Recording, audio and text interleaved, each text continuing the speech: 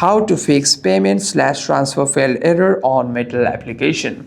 First, if you're having any kinds of problem on the application, you need to make sure that your device is connected to a secure network.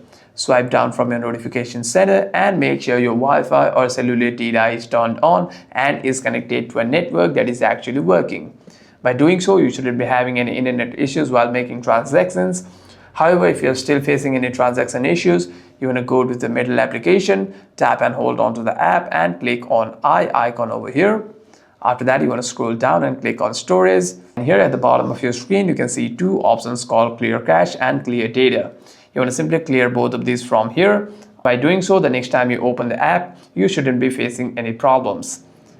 However, if you are still having problems with the transactions, you might want to restart the device once and open the app again and try again to make any transactions. Hope this video was helpful, and if you have any further queries, make sure to leave a comment down below.